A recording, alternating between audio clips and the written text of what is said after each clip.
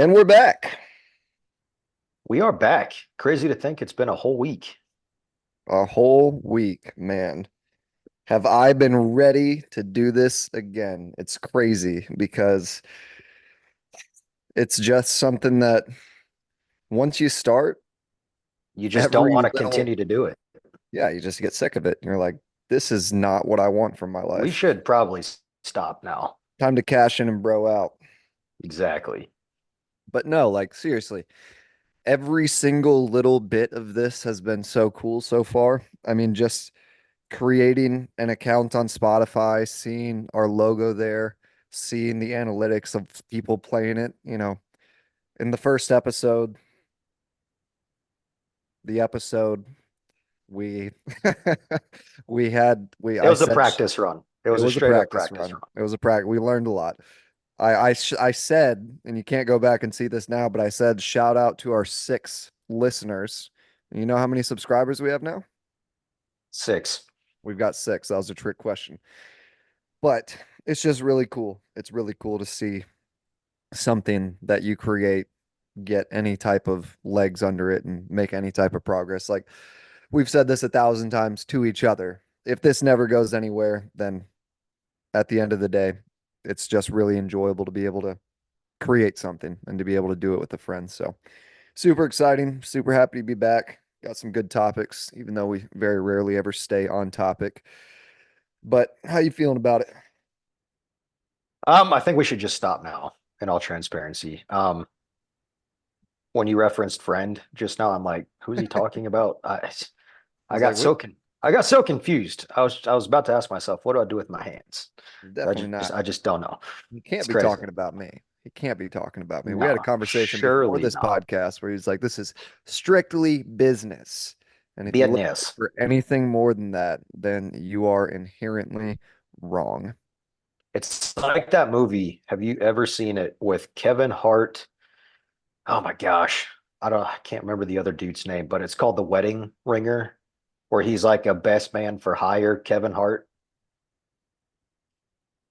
No. Have you seen that movie? You've never seen? Okay, do me a favor. I'm going to try to explain it without giving away any of it. And for all those that listen to this, if you haven't seen it, go see it. Before you start, though, before you start, one thing Chase has hated about me my entire life, My which gosh. has changed as I've become an adult in the past 6 months. I'm 31 years old. I'm Ever since he grew adulthood. up. But I would always be like, let's say the new Lord of the Rings movie came out, and of course I'd never read the books. I'd be like, hey, dude, what happens Hmm. in the end? I would be like, I don't Hmm. care. Just tell me what happens because you're not going to do it justice. Your 1 or 2 sentences about what happens is not going to do it justice. And I would love it. Like, I'd be like, dude, just tell me what happens. Like when Star Wars came out, all this stuff. But for some reason, as I've gotten to be an adult, and as I'm getting older and life is slipping away more and more and more, I'm like, dang, I need to cherish these moments of suspense and these moments of looking forward to something because Pretty much. as I've gotten older, they're far and few between. And I know that anyone listening to this podcast, I'm 31 years old. Anyone that's older than 31 would be like, "Oh, shut up. You're such a baby. You're not old." And that's the same thing I say to someone who's 25 when they're like, "I feel so old." But you just never feel as old as you actually are. You always feel as if you just kind of woke up that age and you're like, "How the heck did I get here?" But yeah, Yeah. as I've gotten older, I'm like, okay, maybe don't tell me the end because I've got like 3 things to look forward to this year, and the ending of that movie is one of them. I was gonna say before I dive into the wedding ringer, Deadpool and Wolverine. I just saw it for my second time. Keegan saw it for his first time last Friday. And aren't you glad I didn't say anything about it to tell you like what was happening, who's in it, things that occur and all that stuff? It was Yeah, awesome experiencing it for like the first time without any prior conversation. it is. But Chase, of course, was there sitting in the theater like, oh, you can't wait for this part. Watch this. Just wait, this is sick. He's just that guy that's like taking your attention away and being like, this is about to be really cool. And I'm I like, only did that like one time. I'm kidding. You didn't do that really at all. But no, I Deadpool was really good. I mean, it was exactly what was expected from Ryan Ryan Reynolds. Reynolds, Um, from the previous. This was the third one, or was it third two? one. Okay, Nope, yeah, two. third, Two. You're right. third. Yes. Seventh, Um, actually. Yeah. it was the 16th. But Yes. yeah, it was exactly what you would expect from Ryan Reynolds. I guess there was some really cool guest appearances in there that were pretty funny. They were pretty good. I definitely thought there were some areas of the movie that it weren't my favorite, but it's a Marvel But for small action details, Yeah. though, not I like mean, significant. it wasn't like the storyline. I will say the storyline was, but I mean, you could also throw this into the joke of the movie because Deadpool's just kind of clowning on, the aspects of superhero movies the entire time. And the plot of the villain, and how I'm not going to give away too much, but like they're fighting the villain and they're about to take over and win and blah blah blah blah. Just it definitely followed the most traditional superhero plot. So if you've seen a superhero movie before, you know how it ends, or at least uh kind of from a 30,000 foot view how it ends. But in terms of funny jokes, I love it when people break the fourth wall. I thought it was a really good movie. I would definitely watch it again. I would watch it with friends. It would definitely be a movie that, and especially in today's age where everything is on streaming and Netflix and Hulu and all this stuff, it was one of those moments where I was like, I'm back in the movie theater. Like I'm sitting here with some good people, Chase not being one of them. Yep. And Even though I invited him, yes, but I mean, just out of pure guilt. It was I just out of went guilt.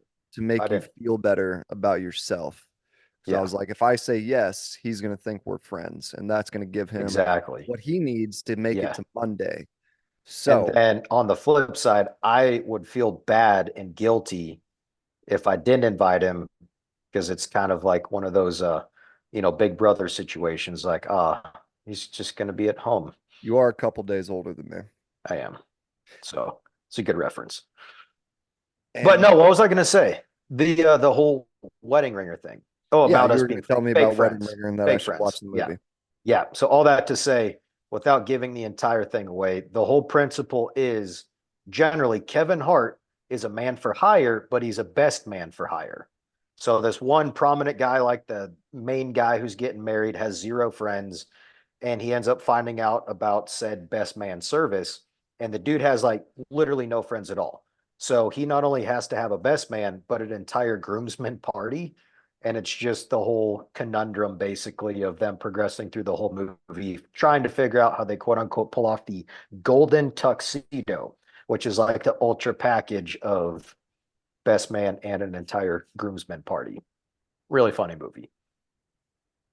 I would definitely give it a try. Unfortunately, my taste for Kevin Hart has definitely gone down. Not that, Yeah, I agree. it's just, and I can't really speak to it because I've never been a Hollywood actor and I've never had any type of fame like that in my life. So I can only imagine if it happened to me, you inherently are going to change due to whatever situation you encounter in life. Not change from a core value standpoint, but it changes you a little bit in terms of how you interact, who you interact with. But definitely think that in terms of where Kevin Hart is at, from what I can see, again from a 30,000 foot view, it seems as if he compromised some of his values to uh, be in Where Hollywood. he's at. Yeah. Yeah, Well, too, I mean, just like, look, okay, yeah, he was funny back in the day, but I feel like any new stuff that he's part of movie wise, it's all the just kind of same. it's anticlimactic. It's just kind of a letdown. So, like, for example, the most recent movie that just came out that he was in, Borderlands, which is based on one of the most incredible open world, just fun, casual shooter games that, in my opinion, I've really enjoyed over time that's ever been developed. Um, First game was awesome. Second game was awesome. There's been a lot of sequels after that that have come out. But one of the characters that he plays in this movie is Roland, and he's a super soldier. Like in the games, he's a big dude. I mean, in every sense, he's a basically a gun for hire mercenary soldier. Like he's a big dude in stature. And out Yeah, of all the people that they could have gotten to play that character in a movie, they signed Kevin Hart. yeah. I'm not saying like, he's taking, I mean, I think he is taking away from the role personally. I'm like, dude, seriously, out of all the actors that are out there, you pick Kevin Hart to play Roland, a gun for hire, a pure mercenary who's just big in stature and all this stuff. And I heard after the fact, I mean, when it released this past Friday, Borderlands, granted, you know, I don't Would you know. say that Kevin Hart took away Overall, from the it role bombed. of Roland? Yes. See what I did there? And I didn't mean to cut you off. You said that actually I did. It was a purposeful thing. I was just sick of hearing you Yeah. talk. It was But purposeful. Yeah. you were saying that Yeah. Borderlands looked at it and they were like, "Ah, this is trash." No, I'm saying the fans, literally, the movie bombed completely. Yeah, I mean, it was, I mean, a pretty big, I think, from any fan who's played the video game, at least, just one of them, me, for example, I was really yeah, looking forward to it. And after hearing all the subsequent stuff that came out after the movie released, it was evidently a huge disappointment. But honestly, that kind of goes on par with, I feel like, a lot of movies that come out in today's time. It's just there's so much build up. It's like, holy crap, we're gonna see this. This is gonna be insane, blah, blah, blah. And then you go see it and you're like, okay, pretty yeah. much same agenda, I tied up mean, in a different story. one of the things I think movies, especially when you get into video game movies, those are so hard to recreate in a movie setting because a video game is so much Yeah. more of a different interaction with a storyline that you get engrossed in it in a similar way, but you're never going to be able to recreate that from just sitting and watching it. So it's like a very fine line to walk. And then often, like what they do with Kevin Hart, they get people whose names outweigh the role. So they're like, this is a big Yeah. name that we're putting in this role. And It's like it's that's their not only justification. It's like, oh, exactly. this is a big, big name. That's Yeah. it. And it's the I thing mean, what should happen is that person, the name, the person in the role should outweigh the person playing it. That person should be stacking up to like try to match that yep, person versus outshine them and be themselves in the role. And it's just yep. video game movies are definitely hard to do. Like when they came out with the Avengers game, like I was just like, I'm never Yeah. gonna touch that with like a 10-foot pole. It's because you can't there's No. and the other thing about video games is the storyline is very siloed. So if you put it into a movie, you don't have many options whether you follow, there unless it's like something like Halo where you can or Lord of the Rings, which was did not start as a video game, but a lot of video games are based off books anyways. But when you have multiple options or timelines or situations to play from that you could use to influence the movie, I think it has a high chance of being better. But when it's like a superhero video game that you try to, or a superhero um, movie that you try to make into a video game, it's just so like the that's where the storyline is just so siloed that like there's just not an equal balance that you can really utilize to make it really good, in my opinion. So Yeah. Well, I yeah, mean, I'm and kind of we've just we've repeating talked myself. about that. I mean, that literal subject, I don't know how many times. Basically, take Halo, perfect example. One of the most iconic video games of all time. The lore, the depth of the story, everything. Like Halo is incredible. My all-time favorite video game ever. And you have this rich history of all these games that come out. And then all of a sudden, there's studios and productions that sit there and try to take the naming rights and like, hey, maybe we should make this into a show or a movie or whatever it might be. And then for some strange reason, whenever that is given the green light, they go so far off script to literally like all they're doing is picking the characters and be like, screw the entire lore of the game, screw the entire world. Like we're just gonna do our own thing with it. Yeah. And you sit there and put out this massive production, hundreds of millions of dollars worth to make this show and to make it happen. And then you release it, and all the hardcore fans, which is why I mean, the utmost reason that you're able to do this in the first place because of how big it is. Fans watch it and they're like, what the heck did I just watch? I mean, watching the Halo show when it came out a couple years ago, the first season, first episode. For those that don't know Halo, Master Chief is the main character. It takes place in the year 2552. He is a engineered human bred to be literally a super soldier. So, like, I mean, the Spartans are 7 to 8 feet tall, um, monsters of human beings, but then they have this full armor suit that basically can take an utter beating. They integrate with the suit in different ways, and then Master Chief being the Master Chief, basically one of the more prominent figures that emerged from the Spartan training program, became the Master Chief, which is like the highest rank in that kind of vicinity or whatever that you could get to. So he was a big deal. I mean, anyone that was in the UNSC knows who Master Chief I is. was in the Made a UNSC name and for himself. I know him. He he knew him. But then it got to a point to where AI starts to get interfaced with Master Chief and all this stuff of basically building an even more incredible super soldier. But basically, all that to say, they made the TV show in the very first season, very first episode.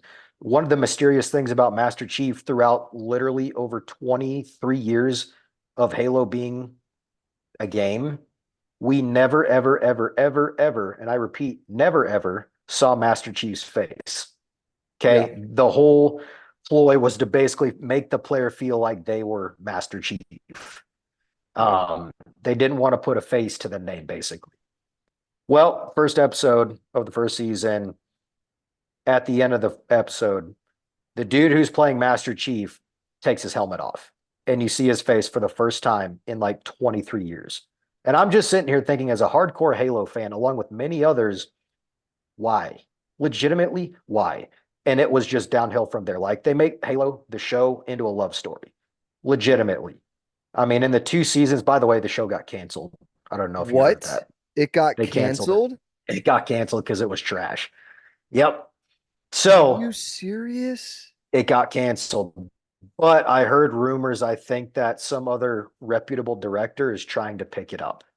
So I don't know the full backstory on that, but honestly, I'm glad. I would rather not have a continuation of what we just saw for 2 seasons and just do away with it, because it was not Halo. Literally, out of 2 seasons, 16 to 20 episodes in length, we saw Master Chief in his armor probably no more than 15% of the entire show's duration.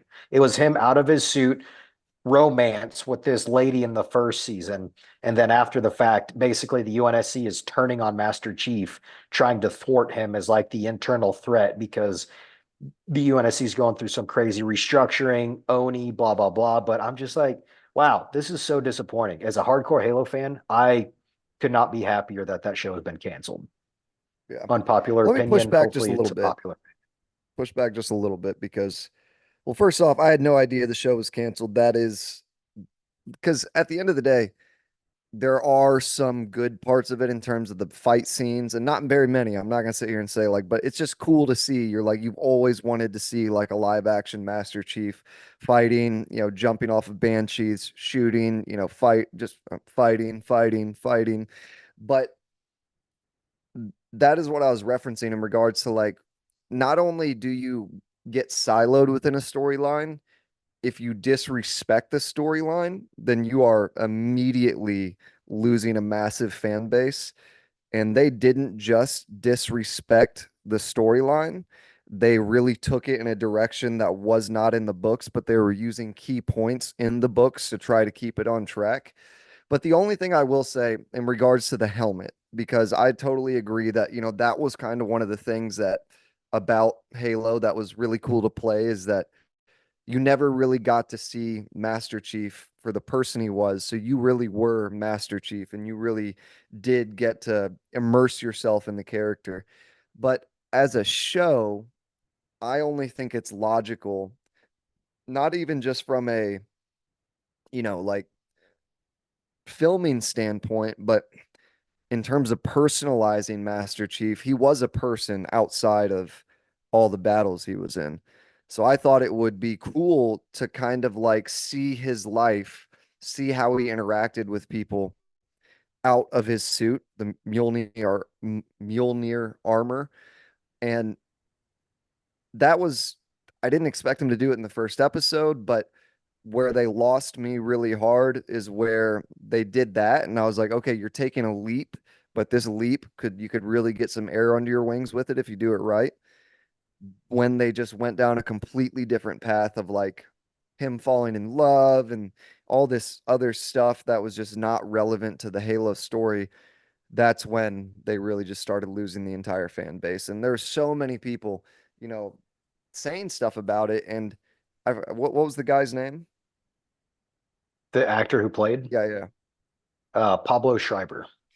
Yeah, great actor, but I hate it when people, or at least it seemed as if his opinion was not his own, because he was commenting on it and he was like, oh, well, this is going to add this and this. And I know there's a lot of Halo fans that are disappointed with this, but this.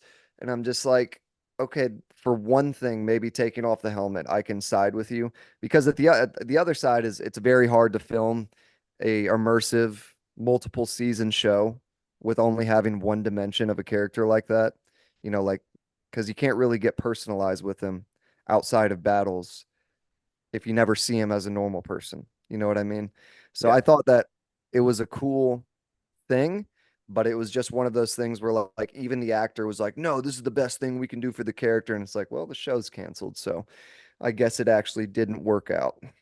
Yeah, I don't know. I'm just slightly fed up with why can't show writers and creators and producers just stick with the script?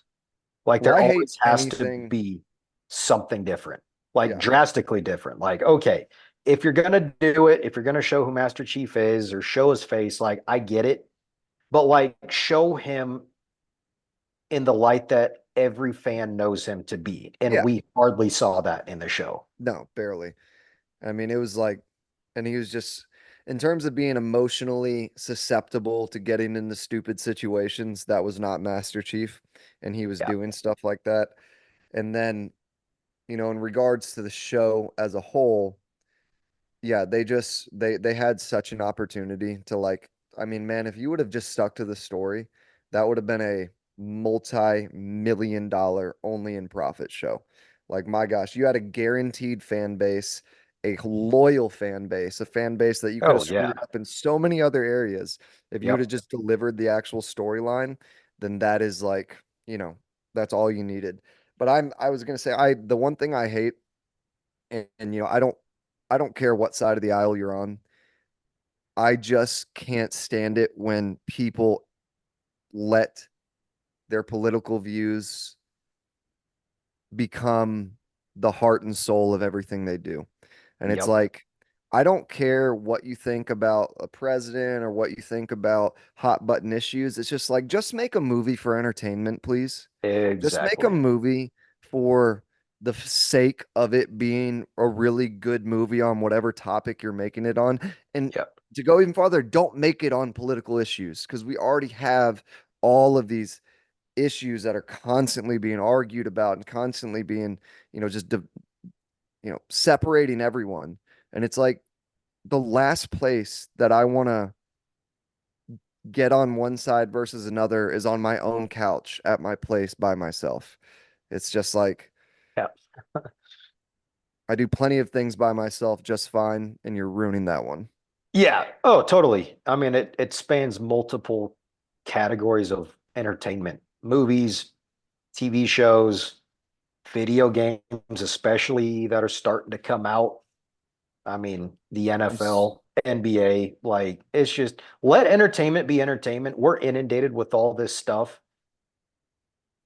outside of that a ton. Like, don't start to interweave all of that outside stuff, politics wise, into just stuff that we want to watch as just an escape. Like, let it be entertaining. Just let it be that. Let it be its own thing. Don't try to introduce modern day debate into entertainment. Yeah. You Like, like that's you not said it perfectly. entertaining. It should be an escape from all Correct. of that. It's like a horror movie where you're running away from like the guy with the knife trying to kill you, and you run into a closet, and all of a sudden you turn around, he's like, "I'm right here." You know, Gotcha. gotcha. That was the one closet you shouldn't have used. And that's really what just entertainment in general has become. But Yeah. this recent with the what was it, the screenwriter strike?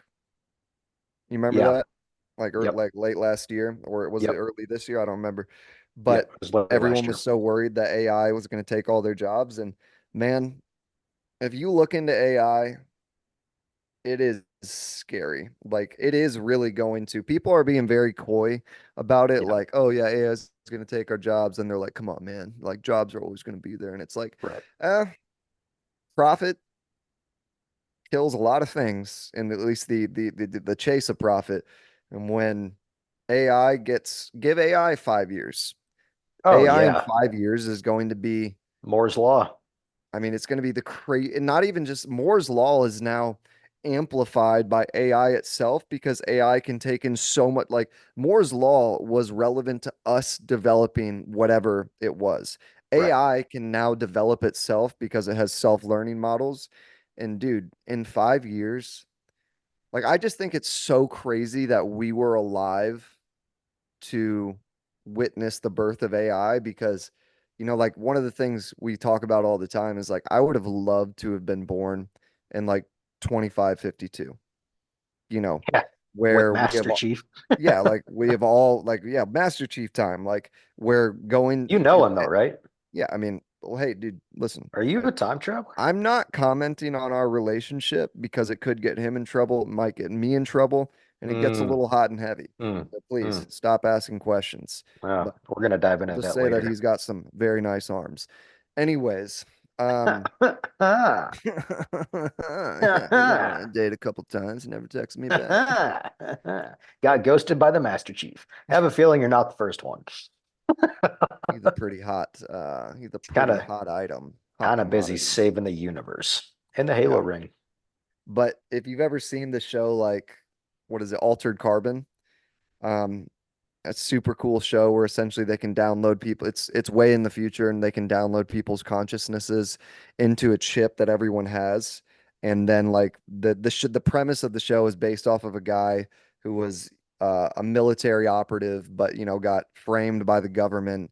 And when you go to jail in that show, they put you on ice, which is essentially your conscience is downloaded into the what they call a stack. And then he went to jail for 200 years, 2 to 500 years, because Jeez. they just keep his consciousness in this box for 500 years. And then they have a need for him. So he gets re-downloaded into like an enhanced military body, kind of like a Master Chief. And it's Yeah. just like, but essentially a lot of the things they talk about on the show is like we traveled the stars and all this stuff. And it's just like to live in a time where going to Mars would be a normal thing, to where we're most likely cognizant of whether or not other things outside of here exist. I Yep. just like I sit up at night thinking about that and just being like, that's so unfair that someone's just gonna get to be born and like grow up in that time. And I'm like, you know, Yep. dealing with gas in my car still, just Why is it dumb so stuff. It's expensive? ridiculous. But Dude, I I was say gonna all that to, say, I mean, go ahead. Sorry. I don't want to interrupt you. well, you did. I mean, and now we're here. Now I'm we're just talking about it. it's payback, dog. It's All right. payback. Well, I'm gonna Now pay you or back. even. I'm gonna pay you back with interest, son. Not No, we're before I still do it learning for how to you. talk to each other after like 23 years. We're still trying to figure this out. But It's all all about that to say, communication, people. All about communication. all Clear, about concise dialogue. clear, concise emails. Um, Yes. but all that to say, we anyone listening to this was alive for the birth of one of the most Revolutionary, revolutionary, world changing. world-changing things that will ever happen in our lifetime. It's just, and the fact that it advances so quickly is like 20 years. Oh my gosh, people will be marrying AI. I mean, that might happen That's way gonna be quicker weird. than we Yeah. think. No, but I mean, that's there's already AI. Do you remember the movie? Um, it was with Joaquin Phoenix. Her. I never saw it. It's, not so distant future, and he downloads an AI girlfriend which he talks to on his computer, and he falls in love with her, and they have like a real relationship in terms of like their the AI somehow develops emotions. I've never seen the movie, but like the premise of the movie Yep. is so close to happening. It's essentially like a Black Mirror episode made into a movie. But yeah, I just Man. wanted to comment on like how insane it is that we've been alive for something like that. And it's just going to be one of those things that it was kind of like the car. The entire landscape of the world changed, and Yeah. this will be a marker that we can always look back to. Well, I mean, kind of pairing that in tandem too. I mean, space exploration with, the Artemis missions that are getting ready to happen. I mean, they're underway right now, but I forgot what the target year is, but I mean, AI and then also just advancement of technology and then the humanistic side, basically Project Artemis. For those that don't know, it's the plan to get us back to the moon here in the next, I mean, Quote couple, unquote, back to the moon. yeah, emphasis on back because we went there. Yeah, Maybe. We it don't did happen. know. We just don't know. I'm I just kidding. came, But all that to say, go on. I mean, it's going to be something cool in our lifetime because obviously history books, I mean, we've seen the old school video footage and all that of individuals landing on the moon and the Apollo missions, but to actually see that in our lifetime, but just as a first baby step towards a future plan to then slingshot basically to Mars.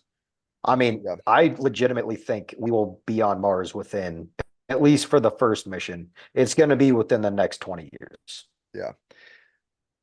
Well, there's a show on Netflix. I remember I sent it to you one time. I think it's called Mars, and it's a really cool show because what it does is it identifies the logical situations that would happen once we make Yeah. it to Mars. The first It crew all goes goes. perfect.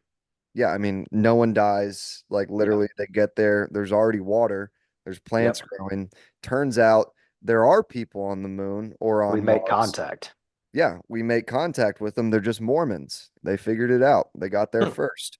Dang. Uh, in a South That Park would be a episode. great South Park episode. Well, no, no, no, no. That's exactly what I was referencing. There's a South Park episode where like this Christian guy, I mean, this isn't the whole point of the episode, but South Park loves to make fun of Mormons. And this Christian dies and he goes to heaven. And he's like, the guy at the gate is like, I'm sorry, buddy, you're going to hell. And he's like, but I've been a Christian my entire life. I gave to the poor. And he like names all these things. And he goes, who gets into heaven? He goes, turns out the Mormons had it right. Oh my gosh. And it shows just a bunch of people running around and partying. But the show does a really good job, in my opinion, of depicting people's greed getting involved with something that can be exploited as we get there. It does a Yeah. really good job of depicting, like, hey, getting there, the first people to go there, like, that's kind of like walking into a battle in war where you're like, hey, people around me, potentially me, are going to die. There's no way, shape, or form that everyone Yeah. survives this. So, like, the first people to go, it's going to be just pure suffering. It really Yeah. will be. I mean, outside of the coolness of being the first people and getting there, it's going to be horrendous and it's going to be very hard to get things going. But they go, very key people die, that you didn't think were going to die. But what I think they really do that makes a lot of sense is as it becomes easier to get to Mars, human greed, privatized industries start to play a part that wrecks, other initiatives. And it's just like, of course, as soon as we get to Mars and other people can get to Mars quicker, the first thing that's going to happen is like people completely disregarding the rules, safety, and everything to try to make as much money as possible. So yeah, Yeah. like there's like this other company that sends a ship and they're like miners like trying to get all this stuff and they're like essentially wrecking the whole situation because all they care about is making the money. But I won't, it's a good show on Netflix. Go watch it. But I definitely think it does a really good job of depicting how that's going to go because when we get there, it's going to be a good few years before we get anything down right. And there's going to be a Oh yeah. good few mess ups that are going to be part of history. Yeah. But, not a fun part for the people who have to experience it. There was a cool, so two things on the note of how the whole Mars exploration, you know, first mission's going to go. If you go to on YouTube, just Google like, SpaceX and Mars. or SpaceX 5-year plan or 10-year plan for Mars. And it gives a really cool animated breakdown as to what Elon's plan is, pending all goes, obviously Yeah. perfect, but super intriguing. I'm not going to go into describing details because you can go watch it for yourself, but really awesome. I mean, really, really crazy stuff. But then part two, when you talk about the privatized industries, once we do kind of become consistent with all that, remember that movie Passengers with Chris Pratt? We watched it in Florida a Yeah. couple months ago. How basically, interstellar travel is completely possible. It's easy. You basically just punch a ticket like you're buying a plane ticket, and boom, you're going to another planet, galaxies away. Mhm. And privatized industry, the Homestead Company, Yeah. basically they colonized one planet already. Now they're on to Homestead 2. And basically, I forgot the number that they used, but it was like a quintillion, or, they made 15 quintillion dollars or whatever off of colonizing said planet and being able to build these giant spacecraft to get you there to Mhm. colonize. And then, oh, once that's done, move on to the next one. That is Right. going to be absolutely wild. I mean, obviously, I personally think we'll start with the moon. I think we'll be able to establish like a moon base colony, kind There of already like as is a a moon halfway base point or on the dark side. on the dark side of the moon. It's true. We've been there since the 60s. You know, we personally have been there. We We go there all have. the time. It's pretty nice. When we say we're going to Florida each year, We're lying. We're just going secrets to out of the bag. the only time we spend in Florida is to get to the ship at Cape Yes. Canaveral. Then we Yep. launch, get to the Yep. moon. We chill out with our moon women. And then we say, Yes. listen, I'm sorry. We have to work. We have to make money. And we But we have come to go back back. Yep. and they still believe that it's just us and them. But if you ever go to the moon, Yep. don't talk to them. They're ours. Yes. Um, Dating hot take for the week. Dating, back to dating. We need, anytime we talk about dating on pretty much every episode, we need to get the like the horn of the siren. No, no, no, no, no, no, no, no, no. Just as a sound effect. I'll try to find it in post production. See if I can throw it in there. Yeah. If you guys hear it, just know that Chase is a whiz of an engineer. Like literally, I Yes. just bring all I bring to this podcast is my voice. Chase does Yep. the editing. He does the editing, that's pretty much all there is to do outside of that. But you know, I'm one of the worst parts about me is I'm a procrastinator at heart. So like if it wasn't for Chase, even though we've only done a couple episodes and they are trending on Spotify's like top episodes in the nation, we've been reached out by Joe Rogan. Yep. I mean a lot of things are happening, but Chase in his spare time does the editing on these Yep. episodes and that is something that is invaluable because if he asked for money or more money than what we already make from this, I would have to say True. first, we don't make any money. And then I would have to say, As far as you know, I've been making money already. I just bought a new house. Coming to you live from my beach house in the Maldives. Right. But no, I mean, it'd be cool to get back to the moon. It really would. I It think would. it'd be a cool thing to see in our lifetime. And then for all the people that are like, the moon landing never happened, we could be like, well, all right, shut up. Now, no matter what, there it is. Dude, you know what we didn't talk about What? last week when we were talking about whether the moon landing was real or not? Flat Earth. Bro, I literally was just thinking the same thing. I am That's not even kidding crazy. you. This is something that happens so often between us. Like we are on such similar wavelengths. And it's like literally as you were saying that, I was like flat earth and I was starting to think of The like firmament. the the firmament, yeah, and then like the apparently if you go outside of the ice wall, there's all these like lands and whatnot that are like from fairy tales and crap like that, just like uh at, what is that, Atlantis and other I Dude, you don't know think what that Atlantis is from is? fairy tales. I think Atlantis was real, but or at least some part There of it was was real. recently, recently an article that came out where they were claiming that the real Atlantis was found like 2 kilometers below the surface of the ocean. But how many times have they actually said Yeah. that in, I mean, literally since we started exploring the oceans? Yep. But all that to say, if there are lands and we are indeed on a flat earth, which we're not, but let's play pretend, all these fairy tale lands, what if Disney knows about it? And that's how they created Why'd you all bring of in their Disney? animated You're movies. like, what if Lockheed Martin Because knows about all of it? What if no, because Walmart? Disney, obviously, Yeah. they're all in it. But Disney, they do all the fairy tale animated, like, Yeah. all these enchanted lands and all this stuff. Like, that's where they're getting their ideas. That's where the HQ is based. In the fairy Yeah. tale lands beyond the ice wall. That could be a thing. I mean, I'm not, I mean, I'd say just because we said it out loud, it has a high chance of being real.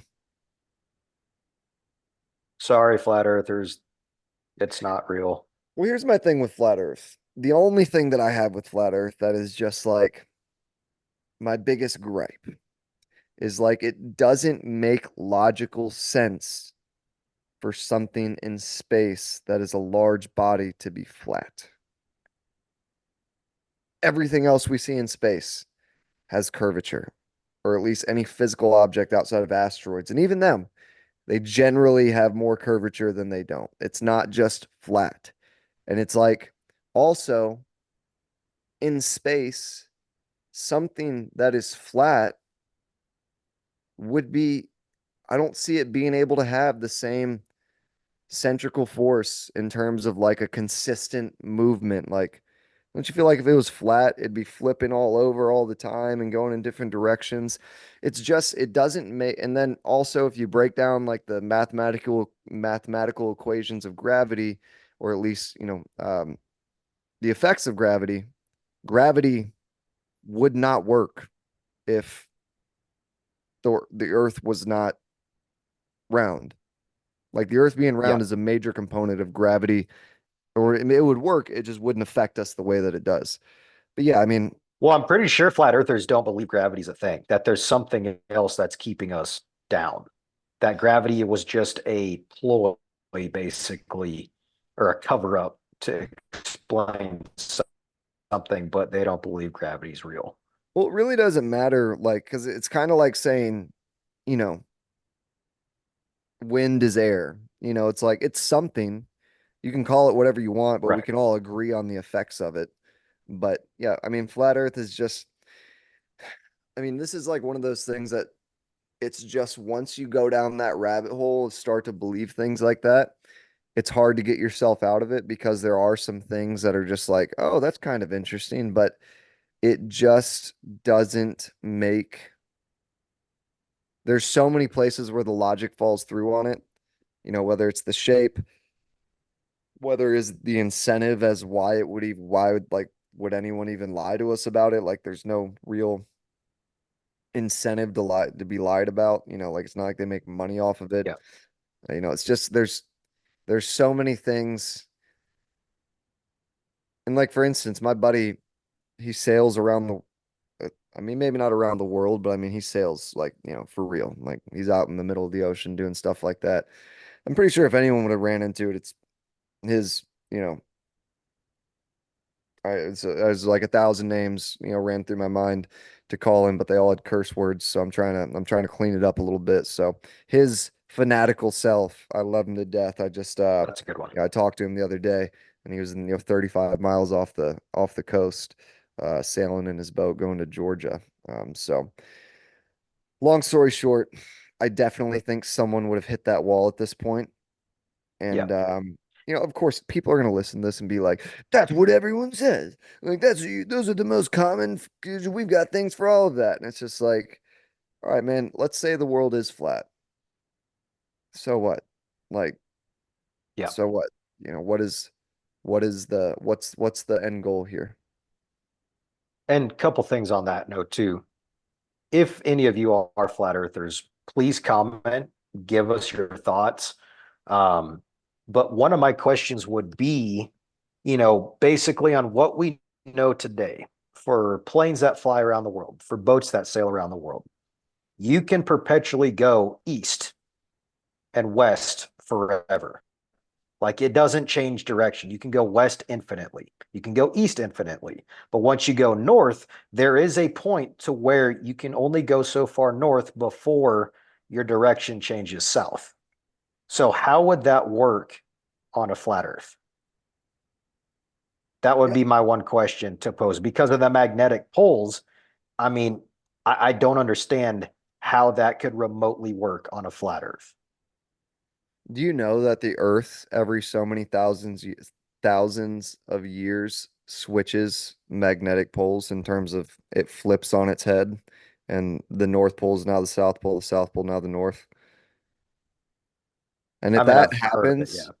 if that happens, and I think it happens every like 12,000 years. I mean, again, look it up. I'm probably going to be so off base that I'm just going to be like, people are going to be like, what an idiot. But it happens. And if that happens while humans are alive, it will be as if like an asteroid struck Ice Earth. Age. Yeah, Yeah. I mean, it will be probably. like a cataclysmic event that is just outside of the bounds of imagination in terms of what it would do to us. Yeah. And then I was going to say at the other point for all the consecutive, I mean, first off, flat Earth, everyone, believes that that invisible boundary, the firmament, keeps everything grounded. You can't go past that ceiling. My question would be too, and it kind of goes into the aspect of whether the moon landing or us even remotely getting into space is real. I would just be so curious to like put this in front of someone and just ask, okay, from the 1960s till today, if we have never, ever, ever remotely just say been to space, how can you? I mean, that would be one of the greatest lies of all time to have millions at this point, millions of people on board, all telling the same exact narrative, generating millions and millions and millions of fake documents that everyone is on the exact same page with. To me, just like Fermi's paradox, it's kind of like, okay, that I mean, there's probability at this point, especially, would be someone would have let the cat out of the bag. Well, not only You know, that, I mean, it would be, yes, 100%. You can't depend on people. Like people, we're not that reliable. no, not at all. I mean, there's always going to be a bad apple in the entire bunch, and someone's going to tell her, someone's going to, cave in. But it would have also been proven by this point in terms of Right, irrefutable proof in regards to like the the ability for it not to be argued with logically. right. I But mean, look at what people are doing too. Like people are building their own small rockets that can literally go into space. Like, little 15, 20-foot rockets that college programs build, as part of their engineering degree. They'll yeah, sit there, attach cameras, launch them in outer space. Like if there was anyone to sit there and debunk, it would be them. But they're yeah. coming back, they're uploading their footage to YouTube about, holy crap, we made it to orbit. We broke the atmosphere. Woohoo. So it's just like there's no way that could remotely be feasible to sell it as a lie, basically, to try to get everyone to believe, because especially in today's day and age, like to Keegan's point, technology is so far advanced that engineering students are building their own rockets to send to space to come back down. So I'm just like to sit there and say no, that there's no way, especially for those flat earthers out there. I don't mean to hammer down on that point. But I'd just be curious. Like, I would genuinely be open for a discussion. Like, if any of you are flat earthers, comment. I I would would be love, I mean, genuinely intrigued to have a conversation with you. I but would here's love the to. only thing that I will say about a conversation like that, because I watched a conversation between a very prominent flat earther and a very prominent I love watching debates. One of my favorite debates or types of debates to watch is Muslims and Christians. I think it's one of the most interesting things in the world to watch two people who passionately believe something, really try to argue their points and back it up with history and facts and whatnot. But it was a scientist of sorts and a flat earther. And the only thing I will say is if you do want to have a debate on it, is you have to be willing to be wrong. You have to be Oh yeah, open to the fact that, like, hey, I'm open to having my mind change because there's nothing worse than talking to someone and it's just like every time you say something, it's like they're not willing to it's a consider battle. what you say. Yeah, It's just, oh, I already have a comeback for that. Or I'm like, even when it like makes, because like one of the craziest questions I've seen asked in regards to these debates between Muslims and Christians is like, okay, if Jesus were to come to you right now and prove to you that Christianity was real, would you believe? Or, Christians and atheists, like the bigger one is with atheists. He's like, if Jesus were to come and prove to you that, God is real, would you believe? Would you believe? And they're like, no. And it's like, okay, then there is no conversation to be had. You're not logically actually trying to find out. You're dead set on proving your point. Like here's the thing. I'm a very devout Christian. I believe Jesus died, was resurrected, is the true Son of God, is the one way to get to God. I'm open to being amen. wrong. Yep, I'm open to being wrong. I'm not going to say that I'm 100% right. I can't prove that. You have to be willing to critique whatever you believe in a way that allows you to get to the point that you could be wrong. So yep, I am open to someone else being right on whatever the right way is to get to God. I just personally believe that Jesus is really the right way. And I personally believe in the story of Jesus Christ. I believe it really reflects God as an actual loving father, and you don't create anything that you don't try to have a relationship with. I've got a whole actual logically built out argument as to why I believe in Christianity that I would use to talk to anyone. Because my dog is just like, would you shut up and just pet me? She's literally just staring at me, and I'm just like, oh, stop it. better. But I say all that to say that yes, I would love to debate anyone on really any topic that they're passionate about and I'm passionate about. But you have to start the conversation with, "Hey, I'm open to being wrong. I'm open to having my mind changed." And even if that's hard to do, you have to be open to having your mind completely changed and being the one who's not right. Yep, absolutely. And that's the thing too. Like, not everything has to be like a debate, like a Yeah, battle. Like, we can just have a conversation. Like, tell us why you think the Earth is flat, and then we'll tell you why we think the Earth is round. I mean, it doesn't have to be, like, well, point one, point two, point three, point four, subsection 0.038. It's just like, that is a good just one though. Subsection yeah, we 0.038. I mean, we you read cannot into forget that, that and one. hey, Yeah, there's a lot that you can get out of it. that's why I mentioned that one specifically out of all the other 158.2 points. I'm glad you brought it up. Yeah. Um, but yeah, no, I think that'd be awesome. It'd be really cool. Yeah. Man, there's one thing I want to bring up that, you know, we don't have a bunch of listeners yet, but please, I challenge anyone. If you're watching the video of this conversation, Whoa. what are you looking at? There's like your picture behind you just like lit up. That's probably the reflection on your Oh, I see what? what you're talking. I don't know what's Whoa, going on. that's That's really crazy. cool because the picture behind me represents Jesus. My mom got that for me. But in regards to this hat, now this hat I've got $1,000 bet. I've upped it to $1,000. So this should get some interaction. Please, I will literally Venmo you the money unless I prove that you faked it, which some people have tried to do, and I found out. So I will find out if you fake it. But this hat, it's a hat from Cremo. It has a 38 and a yellow, what looks like a kind of like a police badge with and the 38 is blue, and there's this little star beneath it. I mean, I believe it celebrates some type of anniversary of Cremo or something like that. But I got this hat back in 2018. I was with the girl I was dating at the time. She had called my mom. She was like, it's in Shreveport, Louisiana. We went to an estate sale, and I didn't realize how cool estate sales were. But this estate sale was on a street called Fairfield in Shreveport. It's a street with, once you get to a certain part of it, there's a lot of really wealthy people that live on that street. And this guy was apparently a dentist, but whether it was his money from being a dentist or he had money already, he was very, very wealthy. And, obviously he had died. There was an estate sale. By the time that me and my girlfriend at the time met my mom there, it had pretty much been gutted out.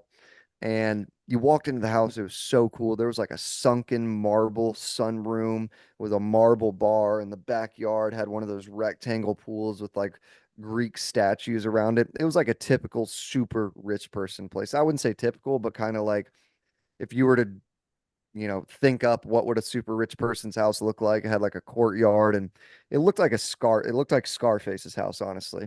And it had secret doors and rooms. And this guy was, I didn't know him outside of that interaction with this place. Very interesting. So as I was going through, I bought a pea coat that was $10, and I bought this hat that was like $2, like nothing crazy. But one day I was just like, hey, I just wonder if this hat has any type of uniqueness associated with it. And I was like, I wonder if like seemed like a pretty interesting guy. Maybe there's something to this hat. So I searched for this hat online. And just to give everyone, it's Cremo. The um the RN number is 58909. Um Doing that search, I was like, I wanted to learn more about just the hat in general. Long story short, I have can't get my hair straight, and no one has ever been able to find a picture of this specific hat, find a reproduction of it, anything. It's a red hat. You can see it in the video. It has this. I'll put it towards the camera. You know, I mean, it's Cremo. Yeah, it's a popular brand, but I have challenged at this point at least 100 people.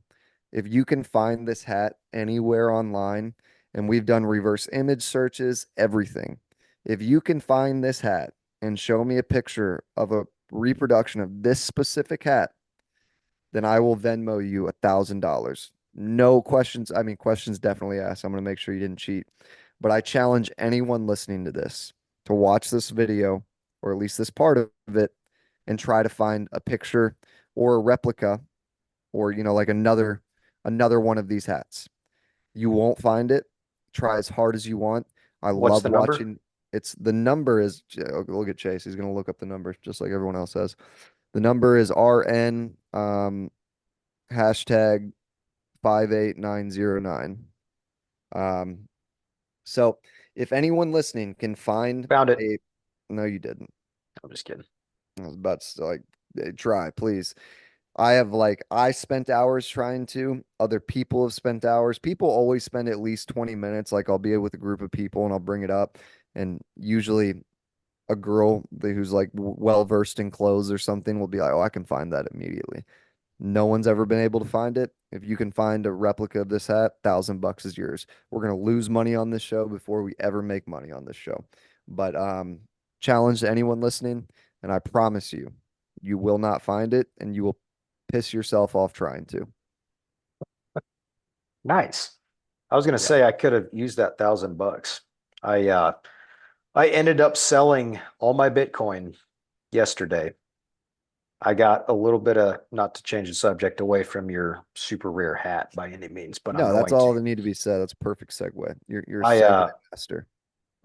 I've been investing in Bitcoin for the last couple of years. Didn't have a crazy amount in it, but invested when it was fairly low a couple of years ago. And long story short, sold it yesterday, made a decent little bit of money on it, but I was starting to get cold feet because it was becoming so dang volatile. It was sitting there like 67K, hit an all-time high this year of like 73,000, but then it kind of dipped and was at 66, 67, and all of a sudden it decides to go into the upper 50s and then kind of bounce back up, and then it goes below 50K. I'm like, I've waited a while for it to get to this point, and I was sitting there debating, do I sell? Should I just hold on? I will Obviously, if you, interject that this was also influenced by wanting to buy well, an that's extra where I'm going. firearm for his Yeah, collection. So that's this yeah, is that's kind where I of was going. influenced by needing some money. Also, cold feet because election year, Democrats are so hardcore against cryptocurrency. Um, Meanwhile, Donald Trump is pro crypto, completely came out, said he's for Bitcoin, all this stuff. So, just with the volatility of the political climate in today's time, along with the economy, I mean, crypto was sitting there going up and down, up and down, up and down, being heavily influenced by everything else that's going on right now, even Yeah. though it's not regulated technically. But all that to say, I was like, do I want to risk holding on to maybe see it hopefully hit six figures? Or should I just be realistic? I've made money off of it. Should I just cash out now? And like Keegan said, I ended up cashing out because there was a brand new weapon, a toy, call it, that came out from Sig Sauer. Shout out to all my Sig fans. Tell That them what came it out is. probably about a month ago, It's a month and a sick half gun. ago. It's a sick It gun. is a so if anyone has played around with a Sig P365, it's That's my basically everyday carry. the perfect all around everyday carry. Amazing, amazing weapon. They introduced that, I mean, probably within the last 5, 6 years. And then consecutively, they've released all different models in that specific 365 lineup. And their most recent release It's sick. is kind of like counterintuitive based upon why the 365 was created in the first place, being a more, compact, subcompact concealed carry that has high capacity. Well, they came out with the SIG P365 Fuse. It is basically a full size weapon, full size pistol, but slender enough to conceal carry. And the thing has a 21 round magazine capacity. Like, name that in any remote modern day weapon, which they're out there, but even like referencing staccato, premium, cream of the crop, Texas manufacturer. I think some of their maximum size, unless you get to like the mega size, um, is 17 rounds. So the fact that SIG somehow figured out with alien technology, I'm convinced at this Right. point, to fit 21 rounds in a concealed carry platform is just absolutely mind blowing. So, all You that to say, my justification for selling off my Bitcoin was to take some of that and then buy a fuse, which I did tonight. you bought it? I did. Gosh, man, I'm jealous. Now I want to buy a It'll gun. it'll uh it'll get shipped or to the FFL basically in 4 to 6 days. So I'm so boom. gosh, this the worst thing we can do is talk about money And it's got a together red dot because sight. yeah, tell them about the red dot site because essentially you're losing money not buying Yeah. it. So basically you could buy it individually, like the actual fuse, for like 700-ish. And then the red dot, it comes with a red dot package, already mounted, good to go out the door. The sight that it comes with, if you buy that separately, is close to $500. Okay. So if you buy it together in the combo pack, you're saving almost $200. So you'd be dumb not to get it with the red dot. So 6 hour, we're kind of looking for a sponsorship because we are plugging you guys hard to at least 6 listeners, and that's 6 listeners that wouldn't have known about it Hey, otherwise, I'm a potentially. huge fan. I love SIG, man. I mean, that gun, I mean, I have the P365 XL, which is just it has like a 1/4 inch of a It's barrel perfect. longer. I It's mean, it's a it's perfect weapon. well, I mean, I'll walk that back a second because the only thing I don't like about the 365 that I like, I've got big hands. It's what they say about big hands, small brain. But Makes sense. We no, can't like have everything. we can't have everything. Big hands, big feet, small brain. But the 365 is a really good compact gun. The XL is a really good compact gun, but the handle or the grip was like my pinky will fall off the bottom of it. So like you Yep. got to put your hand under it or you got to like really hold the gun. And I mean, in terms of like, it's literally like an extension of your arm. It's slender. It's a single stack. So it's just not wide and bulky. You It's just so look like perfect to hold. for those that are gonna like watch this when it's uploaded, Keegan's mannerisms just now is like he was describing the perfect Michelin star dish Yeah. that a Michelin star chef just made. And he's like, it's just, ooh, ooh, ooh, it's just so balanced. It works together so Mwah, well. Mwah. mwah, mwah. The It's, chef's kiss. Mwah. it's But so good. the only thing is like they forgot to put a sauce on it or something like that. And with this new one, they put the sauce on it, and They my brought the gosh, sauce. They they brought brought the the extra sauce. sauce. And it is They got that extra Chick-fil-A sauce. it's like I look at the money I'm saving and I'm just like, well, I don't need to save that. I don't need to Yeah, save that. yeah. I could spend that. But I Just did do just it. spend $1,100 on an AR recently. Yeah. And I mean that was, you know, I didn't budget for it, but I knew I needed one. I wanted one, and I'm always gonna have it. I'll probably pass it down to my son one day or my daughter. I don't know. Whatever kid I pop out's gonna get that bad boy. Um, You specifically, you're gonna pop it out. yeah, I'm gonna have the kid because we can do that in today's day and age. Not to Nice. get political, but but yeah, I mean it's just it's the perfect like they fix the handle. You can full grip it. I mean it's and I have the extended magazine, so like the extended magazine gives me all the grip room I need. Yep. But if I take that magazine out and put the other one in, then my pinky's, hanging at the bottom. So I would say that that is it's if you're into guns, if you're not, no big deal. But if you're into guns, it is the perfect everyday carry gun. It has tritium night sights. Well, I mean, on he's gonna have the red dot sight, so it's not as relevant. But I've tritium, got fiber yeah. optic sights, like iron sights on this one too, Oh, really? I mean, which are it's just yeah, a great gun. SIG's an amazing company. They make really good weapons. And, if you're looking for an everyday carry, I would say don't, you know, don't not spend on certain things. There's certain things that you should kind of like go to the, yeah. above and beyond. Don't be Because stingy.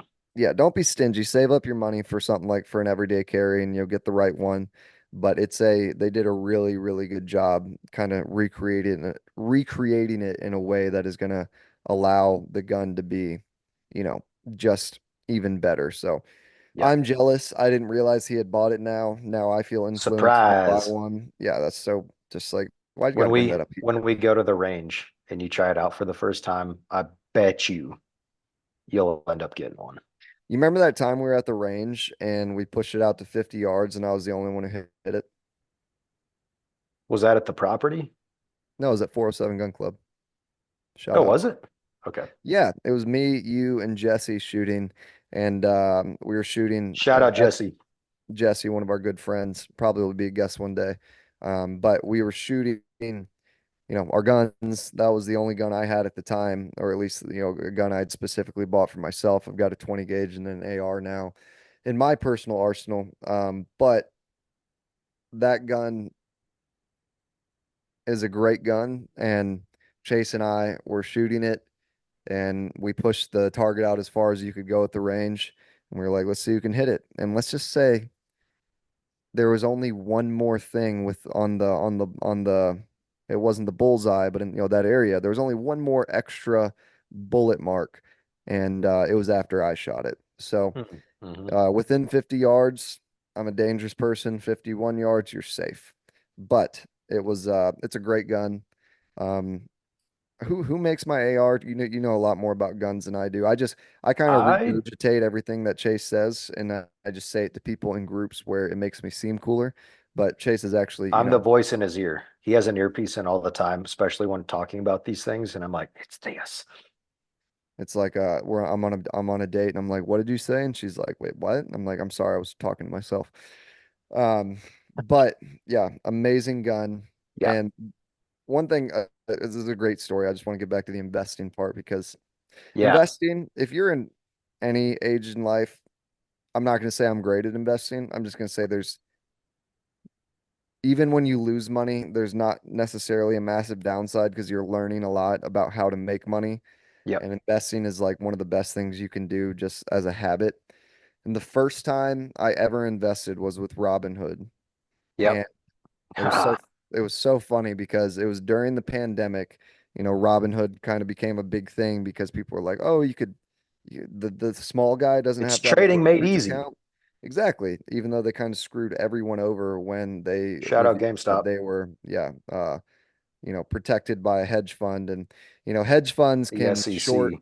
Yep. everyone and make millions of dollars off of people losing millions of Billions. dollars. Yeah.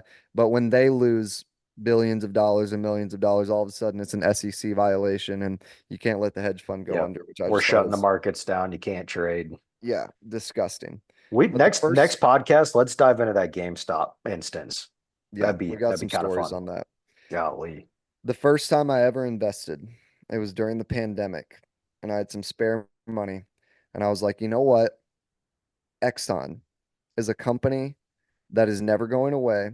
I've actually got family members who are very high executives. Like one of my, I mean, he's my stepdad's brother, but he's like number 4 or 5 in charge at Exxon of the whole company.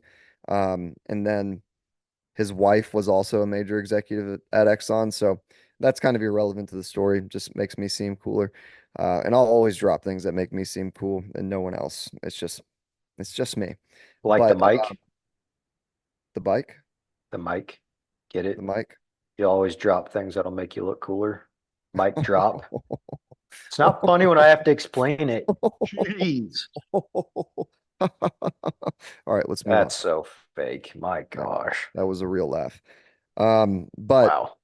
so I went on Robinhood and I searched for Exxon and I spelled Exxon wrong.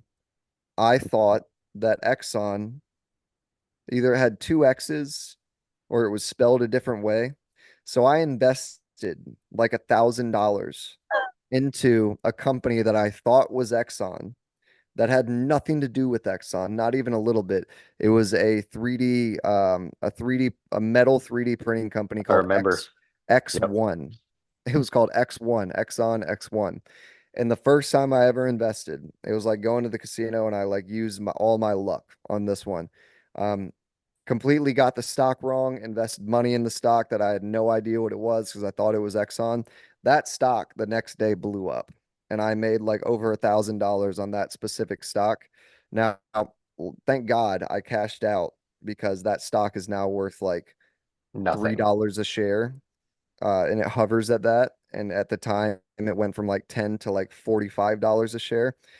And it was just like the craziest thing that gave me so much false confidence and so much false bravado about being an investor. And I was like, I freaking got this stuff. I lost most of it. Now he's being investigated for insider trading by the SEC. Yeah, the football commission. Exactly. Yes. But yeah, Among the I Power Five. invested for the first time in a stock that I thought was Exxon. It wasn't Exxon. That stock blew up over the next like week or two. Yep. Made over $1,000 on it. That was actually the money that coincidentally I used to buy my P365 because I cashed out on that. And let's just say my investing has not gone that way since then. I've made a little bit of money off of FedEx. Yep. Uh, but and the craziest, of course, like I had money in Tesla forever. I had like 3, 4 grand in Tesla. Oh And man. like it just kept hovering and going down and hovering and going down and all this stuff. And eventually I got so sick of it and I was just like, you know what? Screw this. I'm taking all my money out of Tesla. I'm moving it to Nvidia because Nvidia is the hot AI stock right now. They're like, there's no downside in investing it. Literally 3 days after I took all my money out of Tesla, it went up like $50. 80 bucks a share. Yeah, Just about. it was just like, yep, This was recent too. that's it. That was like within the past two Month. months. Yeah. Um, and yeah, I mean, that's just one of those things where it's like you never know what's going to happen. You should never invest with emotion. Yeah. Hold your Never make investments. decisions under emotional standards. Do not watch. I mean, if it's a stock that you're investing in for a long term, be sure that you're ready for long term because if you look at that Yep. every day and when it drops and you're losing money, you're gonna be just oh gee, I just like sell this off like buy this and it's just Yep. you can't buy with emotion. You got to buy low, sell high, and that seems so simple, but at the end of the day, it's really Yep. it's not that it's not simple. It's very hard to get involved with it without getting emotion involved, and I definitely did that. And You'll learn. You'll learn. you learn. Losses And can make that's, you a very smart person, but a very depressed yeah, person. exactly. And take But this all with a grain of salt. This is just our experience. as I Insert like to say, disclaimer. We're not telling anyone what to do and how to do it. We're just talking about our own experience. And I was going to say, like, for those of you that have financial advisors and you're like, I've never dabbled in it myself, just try it. Even if it's $100, it doesn't matter what the amount is, just choose an amount that would be most comfortable for you. That you're like, all right, if I ended up losing it, it's not the end of the world. If it's $100, $200, $1,000, whatever, play around. That's literally how Keegan and I started. Because as soon as he hopped on, I hopped on around the same time, and we kind of went our own ways, choosing who we wanted to invest in. And now, we're both invested in Nvidia. Selling Bitcoin yesterday. I've got a few other potentials on the horizon, that I'm heavily debating, you know, investing in. Um, Fun fact about Tesla, I did just reinvest some money into Tesla today. So, Didn't tell me uh, about it. He's like, I'm gonna make my money, make him look dumb. exactly. And then if I lose it, then I'll be in my own misery and I won't drag him down with me. So there's a positive to both sides. Yeah. And But it's honestly gone. no, I was gonna say one of the other big ones, with the exception of Apple, honestly, talking between us and just those that are happening to be listening right now, Apple might be a really interesting option coming up in the next couple months because they just announced their big AI basically push. Um, Once the next round or next generation of iPhones comes out, I believe, at least the rumor is, that one of the new models will be a specific AI model. So it's going to be more of a powerhouse when it comes to what Apple is looking to do in the AI sect. Um, and when that comes out, just like when they first announced AI for iOS 18 a couple months ago, their stock went up from like 170, $180 to like well over 230, 240, I think. At least 220. And that was just announcing it, let alone before it actually comes out. So all that to say, Apple's been pretty intriguing to me personally. But then the other crazy one, I think I told you about it, Chipotle. Chipotle, of all investments, up until about a month and a half ago, their stock was worth over $3,000 per share. They just went through a 50-to-1 stock split to basically gear towards the retailer industry to get like normal investors basically involved. Because who the heck's going to buy, $3,000 worth of a stock? They wanted to get more people involved basically. So they went through the 50-to-1 stock split, and the CEO, um, literally yesterday, who helped Chipotle get to this point of absolute success, Starbucks came out and they announced that they fired their old CEO and they poached Chipotle's CEO. Just by making that announcement, Starbucks stock went from like mid $70 per share to like 95 to $98 a share. Before anything remotely happened, they just said, we're bringing on Chipotle CEO as our new CEO. And I was diving a little bit more into that, and it's going to be really, really interesting because coffee being more of a luxury thing, especially in this economy, people still buy their coffee, obviously, especially way too overpriced coffee at Starbucks, in my Very opinion. much. Yeah. But analysts were saying like it's not going to be out of the realm of possibility where Starbucks is going to have their stock doubled in price with this guy coming on board. Well, you also So got to be careful about stuff like that because indications like that can, obviously make a stock rise really hard, but that doesn't necessarily exactly. mean that it's going to stay there. So it can rise and fall. Correct. But Correct. if you're paying attention, you can make some good money off those rises. But I guarantee you, watch the guy come into the first boardroom meeting and be like, "All right, guys, we got coffee. What do you think about burrito bowls?" We have like a deli, a pre-made section. What if we did pre-made burrito bowls? I know it's a revolutionary idea and it doesn't really relate to coffee, but trust me, I used to work at a company where this worked out really well. Exactly. I had this thought. I know, come on, just sit with me here.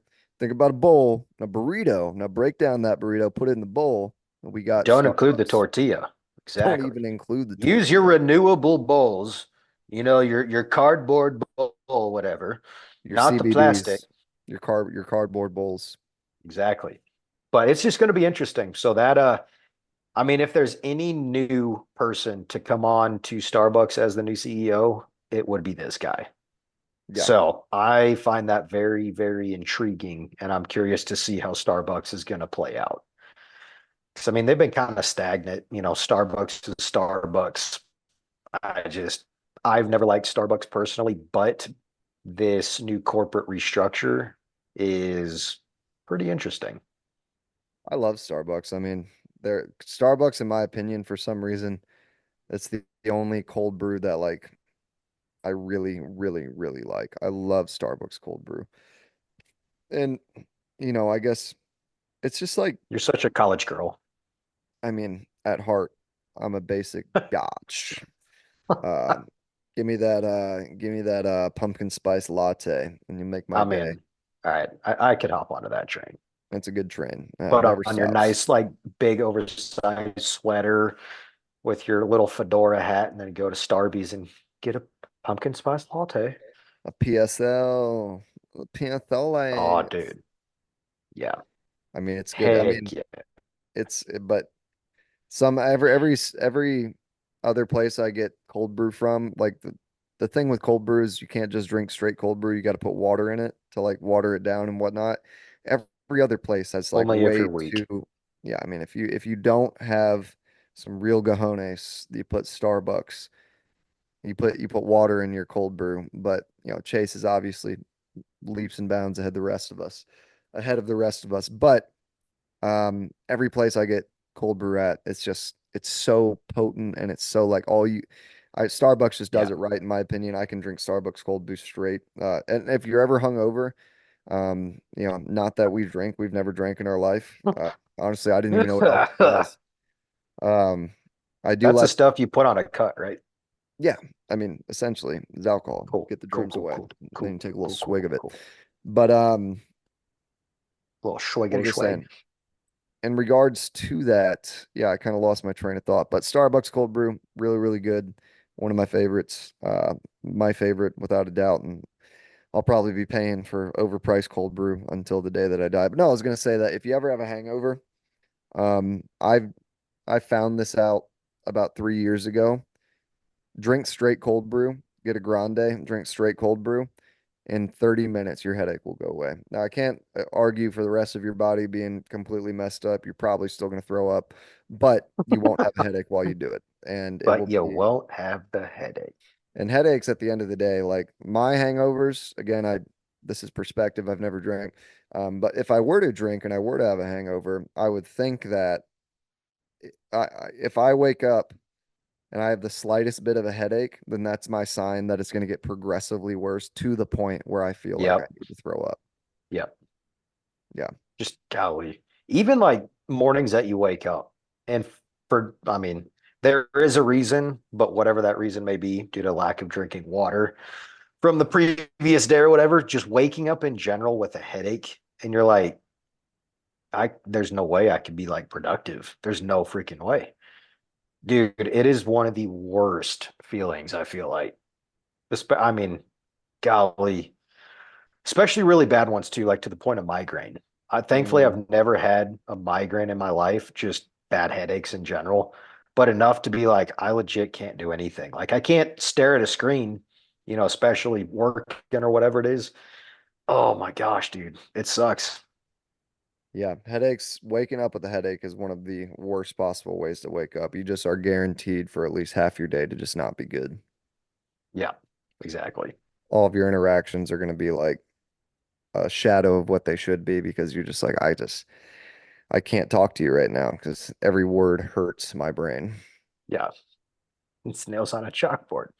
Nails on a chalkboard. It's mostly just your voice, but we're not going with that. Yeah, I mean, mostly it's the person I'm speaking with, and I'm like, whether or not I have a headache, your That voice is just, just, there's something about it. I just don't like it. Don't like it, never going to, but call me later. Can't stop, can't stop, won't stop. Eh, eh, eh, eh. It's a Eric, reference to Eric. a Vine video from back in the day. There we go. A vine. A little bit of Things a of time Vine past. video. It's You guys will crazy. never get away from us trying to make stupid accents. So if you don't like that, then Yeah. probably not going to like the next 50 episodes. All right. I think a fun segment that we should introduce at the end of each episode is one thing that you want to do. It doesn't have to be something important, but one thing that you can think of that you want to implement for just a future time. For example, I was thinking about this driving home yesterday. Yeah. I was listening to Scottish Highlands music in my truck. Don't know why. It just sounded really cool. I love The Hobbit and Lord of the Rings, and it kind of reminds me of like the Shire, whatever. So I was listening to Scottish Highlands music on the way home after the workout. And I was like, you know what would be kind of cool? I want to memorize the entire Braveheart speech where he's getting all of his guys pumped up before battle. And he's like, you never take away our freedom, stuff like that. But to have basically be able to quote that as Scottish Highland music is playing. I just feel like that'd be the most funny, awesome thing ever. Just like a fun party trick to pull out, be like, hey, do that thing. And be like, okay. All right, let's go. So that's gonna be my thing on my bucket list for the foreseeable future. If you had to pick something, what would you say? And you don't have to have anything, but I thought it'd be a fun segment just to be like, it doesn't have to be anything important. It could just be something fun. For the foreseeable future, the few ideas that I've had that I've been really trying to get on is one, budgeting, because, you know, I spend money like it's unlimited, which is a really bad habit to develop. But the It's other not. one, it's yeah, just spend money and just don't even worry about where it comes from. Um, Nice. the other one is going to be joining a running club because There we go. I've heard that there's no better place to meet people, especially in a place like Dallas. And not that, you know, I've got really good friends and whatnot, but it's nice to be around new people. I've heard that running clubs are one of the best places ever to just meet new people because it's like you're obviously all doing something that you get that natural endorphin high, and then you always at all these running clubs they go get a beer afterwards. So that's for me. Those are the two. One of them I've already been budgeting, but the other one is this Saturday. I'm gonna try to visit Dallas Run Club or 214 Run Club, which is one of my Two buddies one knows vote. the owner of that, and just go and see how it is. And it's doing anything athletic is never a bad thing. It can definitely keep you your your mental state a lot better. And it's one Yep. of those things that after you get done with it, you never regret it outside of like the times where you push yourself too hard and you're like passing out. Except the time like today where you went out and ran 2 miles when it was like triple digits and you felt great. Yeah, that was like there's nothing better than like being able to run to a certain benchmark and then you go do it in like really hot weather and you're like, I can't do this. I think I might die. But yeah, I literally had to stop like 4 times on the sidewalk and just like sit there and in front of people's houses, and they're probably like, well, either this dude's getting shot or we are going to call the cops. But luckily, I got up each time and eventually made it back. And I'm still having trouble like cooling down. I still feel like my body's hot right now. Take So that cold shower. I did, and the greatest thing about taking a cold shower after you run is it feels hot Yeah, because your body's trying to release so much heat, and it's just like this isn't cold enough, and you're like, you shut your mouth. I could pretty much power an entire ship right now with the amount of heat coming off me. Oh yeah, oh yeah. But you always get better. You get better. You get better. You start running more, and again, there's no downside to it outside of the potential death. Yeah, totally. That makes Yeah, complete sense. Yeah, yeah. I I think like it's a that. good. I think it's a good place to probably hang our hats on this one. Yep. Talked about a Um, lot. I we don't even know did. what we talked about. We talked about all kinds of good stuff. Yeah, and it's the funniest thing is like we included like one topic from the stuff that we thought we were going to talk Yeah. about, and that's honestly the one of the biggest benefits of us having these conversations is our conversation just naturally takes flight, and it really never runs out. I mean, we could keep going for a couple more hours, but in terms of just being able to Yep. keep a line of conversation going and then throw something in there in case it doesn't. I think we have that good dynamic, but uh, I also don't really Absolutely. tell myself many bad things about myself or us. I'm just like everything's perfect, we're the best. It is all perfect. But yeah, I think that's a good place to put a pin in it until next week's episode. We appreciate you guys obviously tuning in. And for those that have listened and continue to listen, we appreciate you guys beyond belief. And those that have followed our page, our Spotify account, you guys are rock stars. And just ask that, again, it'll be a repetitive message, but if you're enjoying this, please pass it along. Um, we definitely can't do it without you guys, and I mean, you guys are awesome. So Yeah. we'll keep creating all this content, week by week. We are going to be shooting for Friday releases, starting this coming Friday. So Yep. stay tuned for that. Yeah, it's going to be a fun ride. Yeah, we definitely and please interact. Whether you hate it, whether you love it, give us a rating, subscribe, tell us something you'd like to hear us talk about. Not even, Your social security numbers. I mean, yes, let's just play a game. If your social security number was how much you had in your bank account, what would the number be? Um, Exactly. and just send that to us. But, please interact. Just tell us what you think. Give us topics that you'd like to hear us talk about, whether we're knowledgeable on them or not. We'll try our best. And we'll always be honest about what we do and don't know. But at the end of the day, we really just appreciate anyone who is letting this hit their ears and doing it on a consistent basis. You guys are invaluable to us. And, we're just excited to be doing this and excited that anyone would have any even the slightest bit of interest. Absolutely. I mean, this is single-handedly probably the best place to learn a little bit of something about anything and everything. And everything. We're thinking of Yep. splitting the podcast where Chase will just be anything and I'll be everything. We'll just make two Yeah. separate podcasts and then we'll have a reunion podcast. Crossover episodes. Yeah. Yeah, things like that. Yeah. But yeah, so for the eighth time, love you guys. Thank you so much for listening. We'll see you next week. And we just appreciate it. Stay frosty. Stay frosty, boys. All right, peeps. Tally-ho. Good Peace. night, good luck, and Godspeed.